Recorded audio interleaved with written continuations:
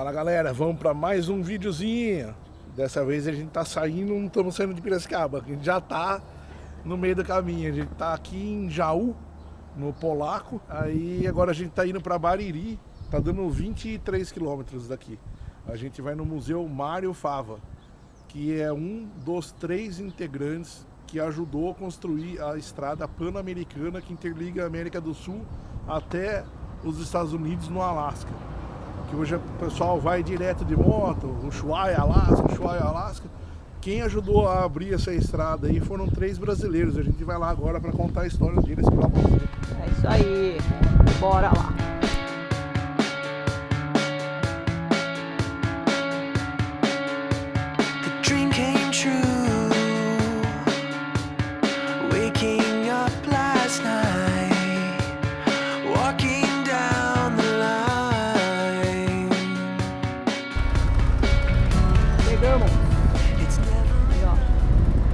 Segunda a sábado, das 9 às 17 horas. Museu Mário Fava. O desejo pelo pan-americanismo, que é a união das 3 Américas por uma rodovia, é algo antigo, 1700 e alguma coisa.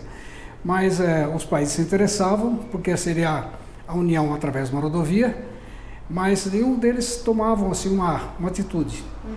E Leônidas Borges de Oliveira, um tenente da reserva do nosso exército, montou um projeto, levou ao conhecimento do Washington Luiz, conseguiu ser recebido por ele. O Washington Luiz se interessou, achou aquilo possível, mas não assumiu, não financiou a viagem, porque era algo que era de interesse de todos os outros países. Então ele deu uma carta, essa sim, um documento oficial para o Leônidas, endereçado a todas as prefeituras, as autoridades, os governadores de estado, presidentes da república, os quartéis militares por onde eles passaram durante esse traçado, que desse um auxílio para eles no que fosse necessário, inclusive dinheiro. Então a viagem foi financiada dessa forma. Lá no Rio de Janeiro, a notícia correu, o jornal O Globo ficou sabendo, se interessou e doou um carro, um Ford T, 1918, montado em 1919 no Rio de Janeiro. É um carro que o jornal já tinha usado durante 10 anos, 18 a 28 foi quando começou a viagem. Portanto, o carro já estava um pouco, 10 anos rodado. 10 anos, não era novo. O Leônidas já tinha tido contato com Francisco Lopes da Cruz, também militar da reserva, da aeronáutica, tinha sido já seminarista, frequentou um pouco faculdade de engenharia e ele sabia trabalhar com os instrumentos necessários para fazer o traçado. Teodolito, sextante, a bússola militar, e então precisava desse profissional porque o interesse todo era fazer o traçado. E ele tinha conhecimento técnico para fazer isso. E ele tinha todo o conhecimento técnico, exatamente. Bom, no Rio de Janeiro, o Leônidas contratou um mecânico, porque haveria necessidade, né? Sim. De um mecânico. O mecânico era descendente de francês, chamava-se Henrique Périssier. E no dia 16 de abril de 1928, saíram do Rio de Janeiro, passaram em Petrópolis, se despediram do Washington Luiz, do Rio de Janeiro, foram para São Paulo. Quando chegou em São Paulo, o Francisco estava aguardando ele em São Paulo, na sede do Jornal do Comércio, que era uma sucursal do jornal O Globo. E essa sucursal doou uma caminhonete T25, né, para fazer parte da viagem. O T18 foi apelidado de Brasil. Tá. E o 19, o 25, a caminhonete, é apelidado de São Paulo. São Paulo. Esses 2 carros, então. 2 carros. A caminhonete é o que se perdeu, que não existe hoje mais. No final a gente dá a explicação qual foi o paradeiro, né, da caminhonete. Foi o fim da volta. Foi o fim dela, exatamente. Desprezo pela história. Né? Sim, aqui no Brasil é normal. É triste. Quando chegou em São Paulo, o mecânico que foi contratado não quis mais viajar e deu a seguinte explicação. O que eles passaram do Rio a São Paulo, não é uma estrada como é hoje, mas mas era uma estrada.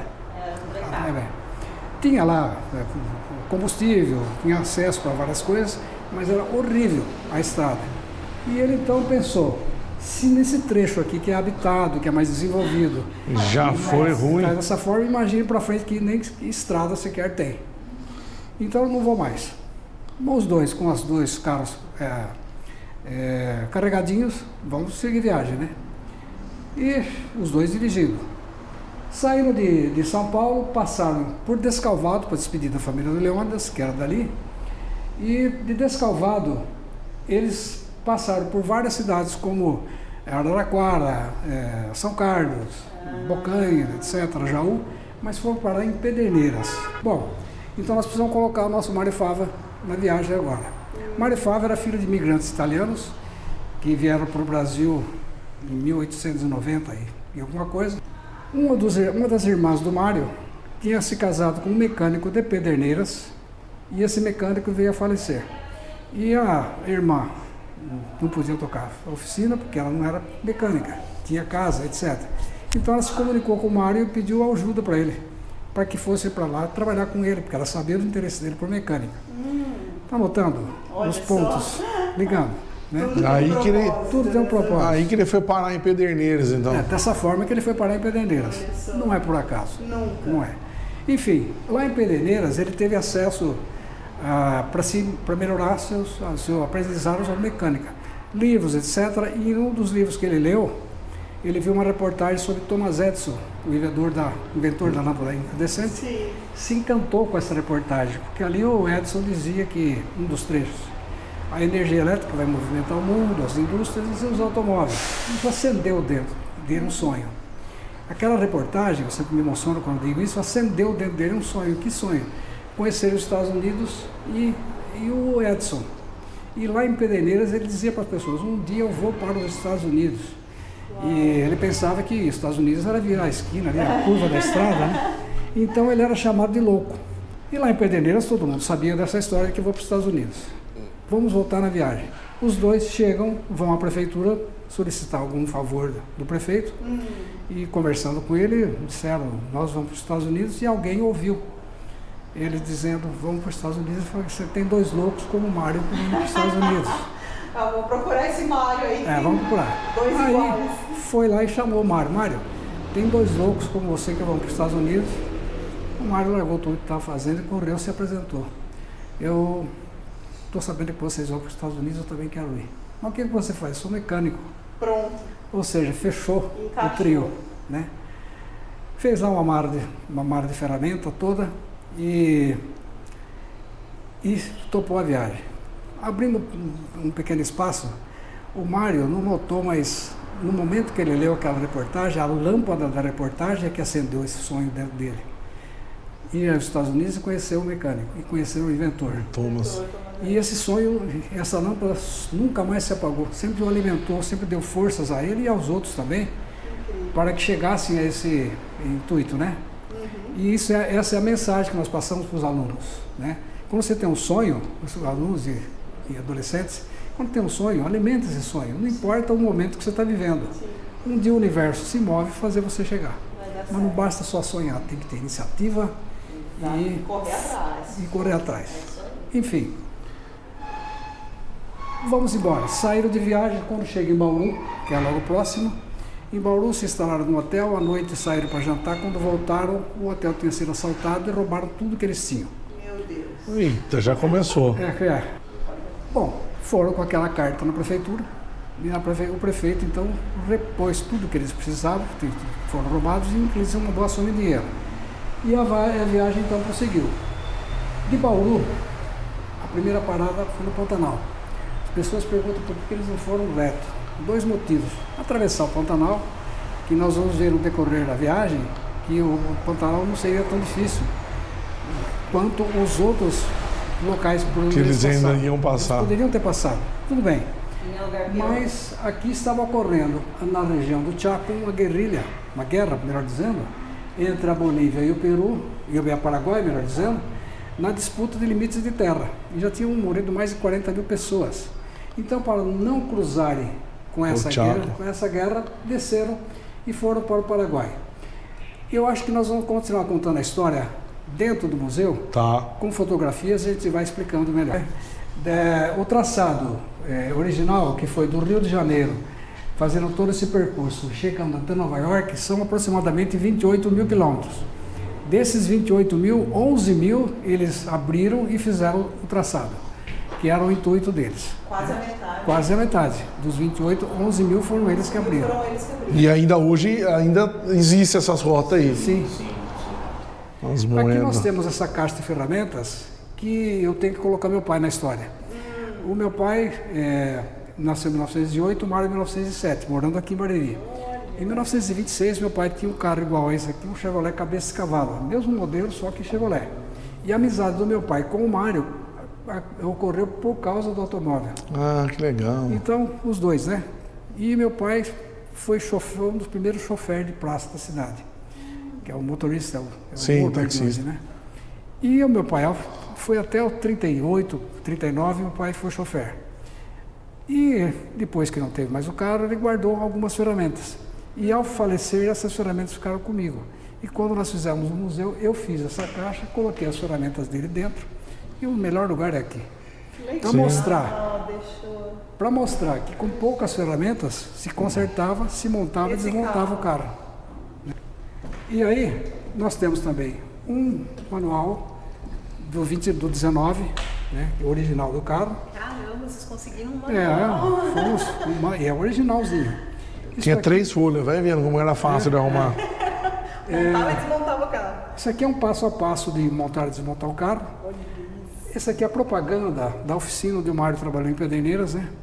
Que por ironia do destino, esse carro era um Chevrolet. Né?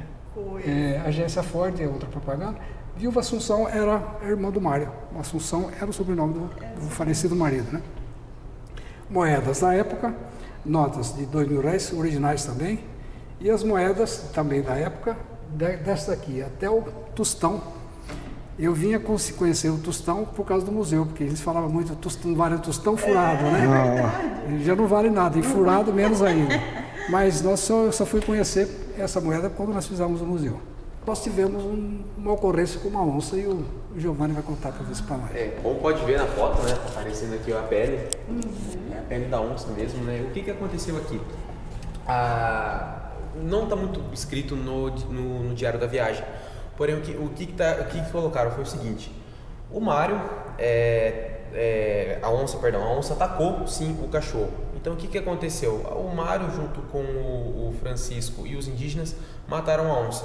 Eu acredito, particularmente mesmo, que foram caçar onça. Né? A gente está falando aqui em 29, era uma prática muito comum, ainda tinha muita onça. Sim. Se hoje ainda tem, aquela época... Imagina. E eles precisavam comer também, né? Exatamente. Então atacou de fato o cachorro.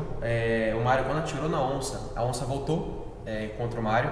Nisso o Mário caiu, né? E ali naquele furdúncio ali, mataram a onça, né? E a pele da onça virou um símbolo, um troféu para eles que ficou ali onde está a bandeira do Brasil hoje, por um bom tempo até a Costa Rica. Bom, como nós vimos, eles passaram pelo Paraguai, do Paraguai foram para a Argentina, porque nem Assunção eles ficaram sabendo que na Argentina estava ocorrendo uma assembleia sobre o pan-americanismo, que era o intuito, o desejo deles. Mas não conseguiram participar e subiram. Daqui, da Argentina, pela primeira vez, eles passaram pela Cordilheira dos Andes. Né? Mas só que entre a Bolívia e o Peru, a mais de 4.000 metros de altitude, simplesmente acaba o combustível e o óleo lubrificante e as câmeras de ar. Ou seja, não dá para continuar e não tem como voltar. E pararam numa aldeia indígena e o Mário viu que os índios estavam tomando uma bebida e ficando alegres, mais aquecidos, né? Isso a 4.000 metros de altitude. Ele resolveu experimentar. E ao experimentar, ele sentiu um alto teor de álcool. E naqueles estudos que eu disse nos livros lá em Pederneiras, ele já tinha visto alguma coisa que um dia o álcool poderia se tornar um combustível. E foi uma notícia rápida. Quando ele não tinha saído, ele foi perdido por perdido, truco, né?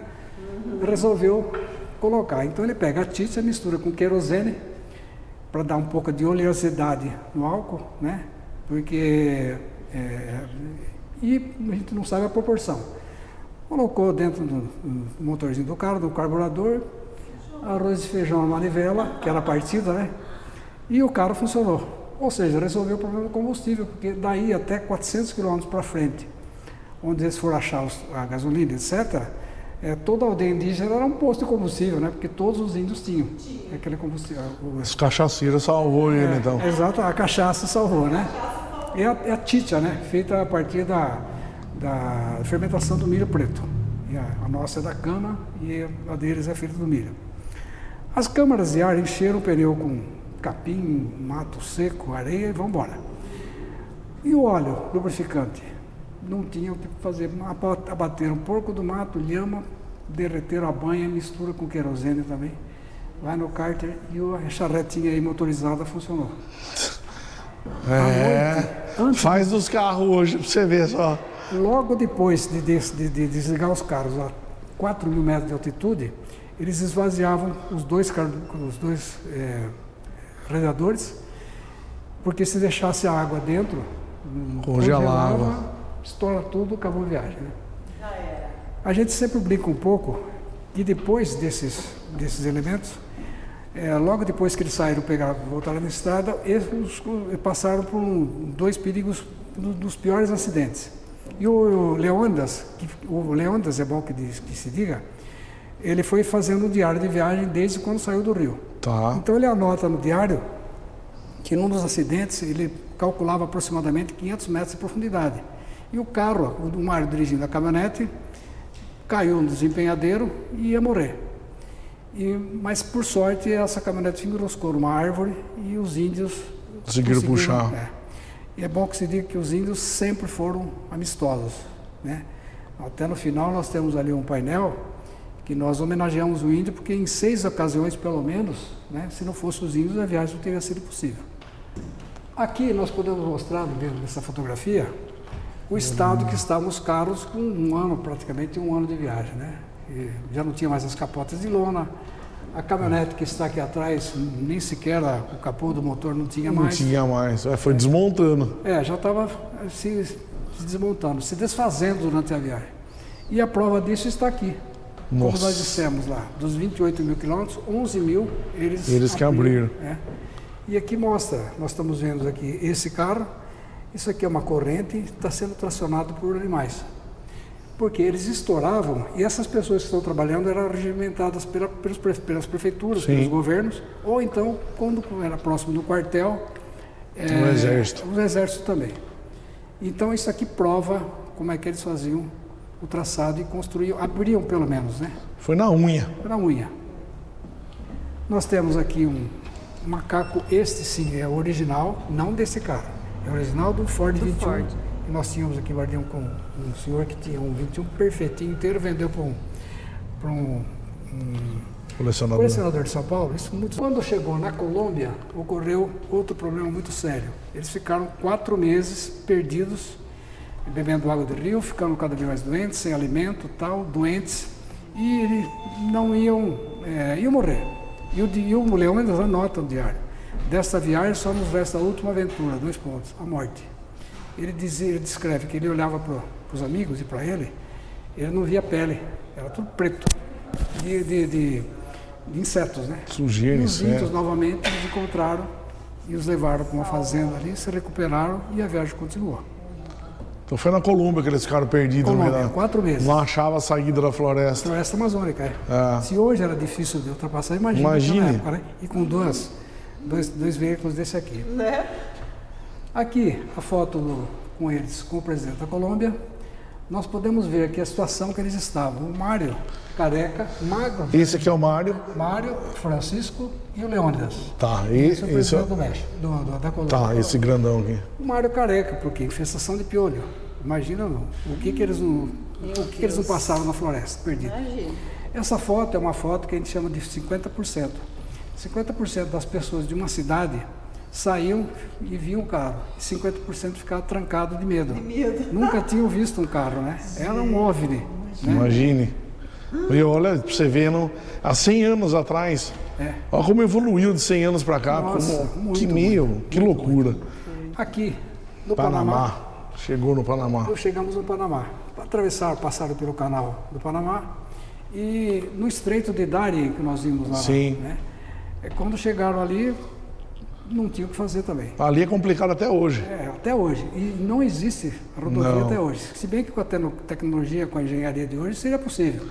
Eles falam que, na verdade, os Estados Unidos não quer que faz essa estrada aí, que é para não facilitar o narcotráfico. E o Panamá também tem uma lei que não permite a construção de estrada.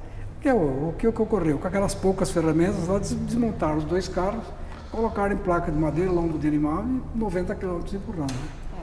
Foi assim, e aí descarrega. Por isso que a pessoa fala, nossa, 10 anos de viagem? Você começa a contar, às vezes fala assim, puxa vida, só 10 anos, né? Foi rápido, né? Rápido, né? Então, na Costa Rica, quando eles estavam passando próximo de uma lagoa, com muito calor, resolveram tomar um banho para se refrescar. E ao sair da lagoa, o nosso amigo aqui, o Francisco, não olhou direito, sentou-se perto de uma víbora. E essa cobra o picou no gênero direito.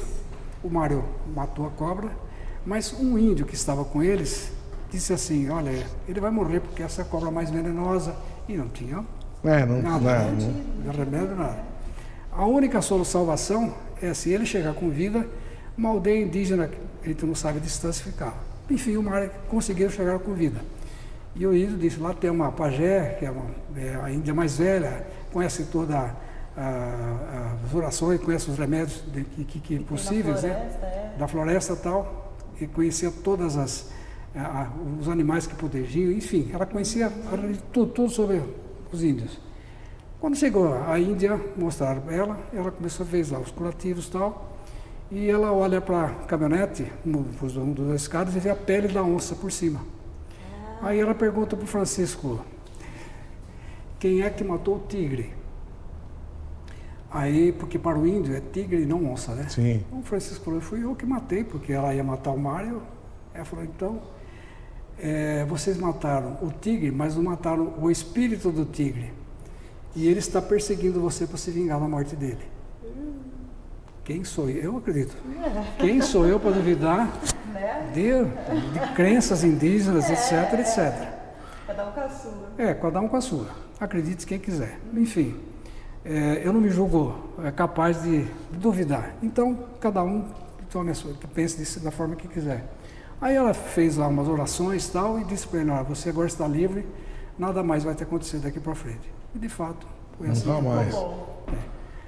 Enterrou a Juma.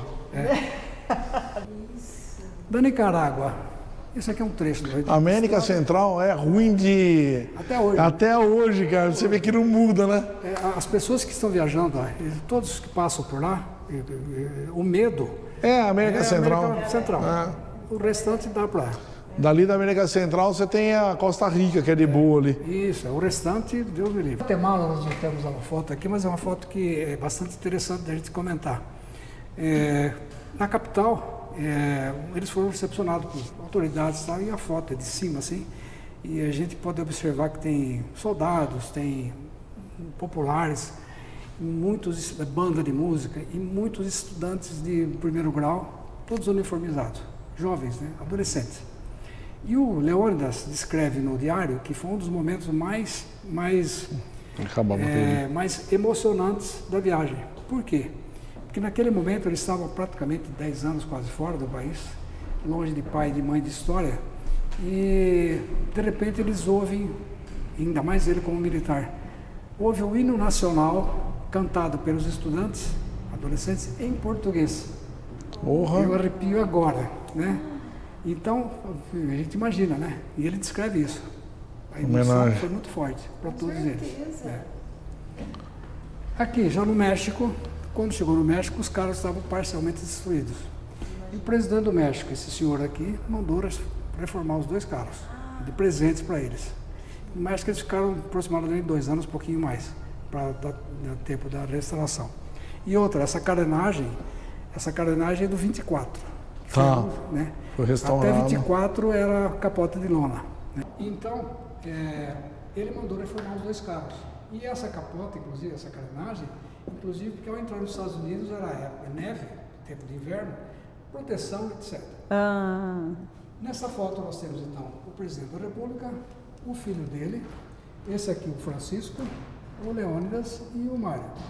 Bom, mostramos também nessas fotos como é que eles eram recebidos pelas autoridades, pelas pessoas da cidade. Sim, eles eram reconhecidos, né, pela importância do trabalho que eles vinham fazendo. Sim. Essa foto é bastante interessante também, atravessando um rio no México com uma lâmina de água assim, pouca, né? Essa era a caminhonete que estava junto? Essa caminhonete, é uma das poucas fotos que existe que tem da caminhonete, que desapareceu.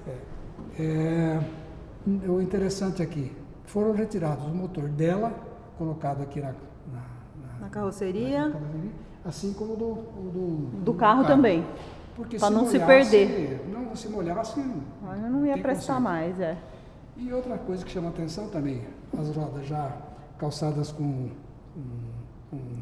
corrente para dar mais aderência, né? E atravessar o rio. E índios nus empurrando. Os índios sempre presentes. Está sendo puxado aqui por boi. Que coisa. Uma coisa bastante assim moderna é o short. O short está bem moderno, né? Bem moderno. Tá no peito aqui, né? Centropeito. Esse aqui é o sextante, que é o outro aparelho dificílimo para trabalhar, que é manuseado através dos astros, né? Para fazer o traçado. Junto com o teodolito, são os instrumentos que eles usavam. Então, nenhum deles falava Nenhum deles. Mas o espanhol foi possível até o México. Mas os Estados Unidos tiveram que contratar um intérprete.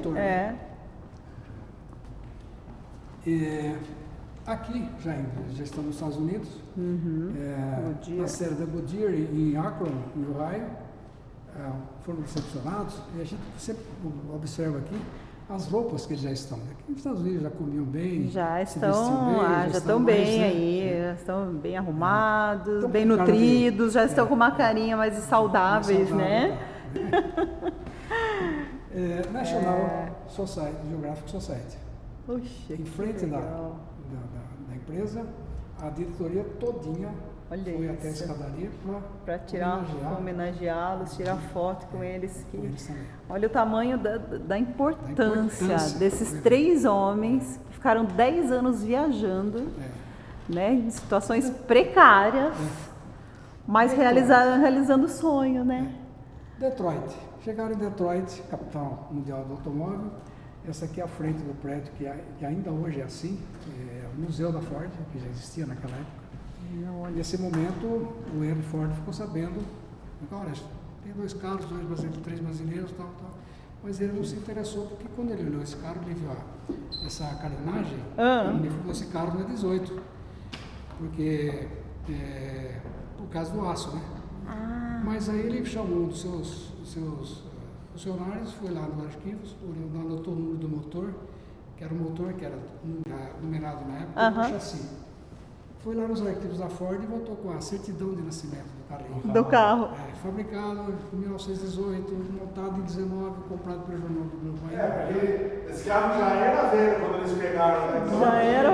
Chegou lá nos Estados Unidos, já tinha 20 anos quase. 20 anos. Nossa. 20 anos, porque 20 anos, tinha 20 anos já esse carro de uso quando chegou nos Estados Unidos. Recebeu, se encantou com a história, né? Que incrível. Eu imagino a sensação dele de ver tudo que o carro, deles, o produto, né, onde chegou. Usando um combustível alternativo, que era o álcool, né? Não, do traçado. E foram recebidos em Washington pelo Roosevelt. Imagine que os Estados Unidos estavam, na época, prestes a entrar na Segunda Guerra Mundial. A gente fica imaginando como é que era a agenda desse. Era o homem mais importante do mundo. Do mundo, olha isso. Eles saíram do homem mais rico do mundo para o homem mais importante do mundo. Abrir um espaço que seja 5 minutos para receber, olha a importância que tem, né? Absurda. E aqui, ao sair da Casa Branca, o nosso Oswaldo Aranha fez a pose. Para ligar o carro. Ligando o carro, né? 10 anos para ir e 20 dias para voltar. Voltaram de navio, a partir de Nova York, os dois carros e os 3 heróis. Na cidade do Rio de Janeiro, capital, Eles saíram com Washington Luiz e chegaram com Getúlio Vargas, 10 anos depois, né? Getúlio os recebeu e nesse momento o Getúlio quis prestar uma homenagem aos três, dando o nome de cada um numa rua da cidade do Rio de Janeiro. Mas foi proibido porque não podia homenagear pessoas vivas. Até hoje, não Até pode. hoje, é lei, né? Então ele deu o nome das cidades. Hoje, onde está o estado do Olaria, a cidade do Rio de Janeiro, é a Rua Bariri. A rua do estado do Olaria é a Rua Bariri. Então, quando a gente ouve na televisão, hoje no estado do Olaria, na Rua Bariri, o Olaria vai jogar com não sei o quê. Que legal! Bariri, porque foi em homenagem ao Mário. Travessa Descalvado e Travessa Florianópolis. Que legal! Nesse momento também ele dá para o Leônidas a embaixada o consulado, melhor dizendo, do Brasil na Bolívia. Então, ele foi presenteado, vamos dizer assim. Ele foi embaixador do Brasil. Daqui foram para São Paulo. Chegaram em São Paulo, também muita visita, muita homenagem. Acabou a viagem. Cada um tomou o seu rumo. O Francisco voltou para o Rio de Janeiro para trabalhar na mesma empresa de engenharia de onde ele trabalhava antes. O Leônidas foi assumir o consulado e o Mário veio para Bariri. Mas antes disso, não tinha onde deixar os carros. Então eles levaram do Museu do Ipiranga, que era o único museu que existia na época. Mas o museu, a história, o acervo do museu não tem nada a ver com carro, com viagem. Mas, no fim, não tinha onde colocar, deixou fora num barracão coberto, embaixo das asas do avião Jaú, que é outro avião importante, né? Fez a primeira travessia do Atlântico, hidroavião, né? Um jauense. Enfim, ficou embaixo das asas do avião Jaú. A caminhonete não cabia no mesmo lugar, foi para um terreno baldio do lado do museu. Nossa! Pais, a mãe, ele chegou, imagina aqui a emoção que deve ter sido, né? 11 anos. E a mãe dele sai para cumprimentar, se abraçar. Eu gosto dessa frase. Aquela emoção. Por que você demorou tanto?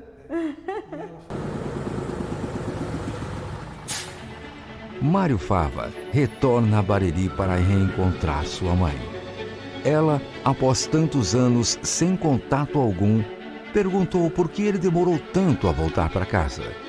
Mário, emocionado, apenas respondeu: "Eu não sabia que era tão longe."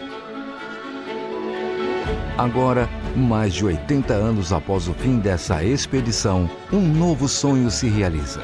A fundação do museu que leva o nome do intrépido mecânico baririense. O Museu Mário Fava, que guarda a memória de uma das mais espetaculares aventuras do século XX.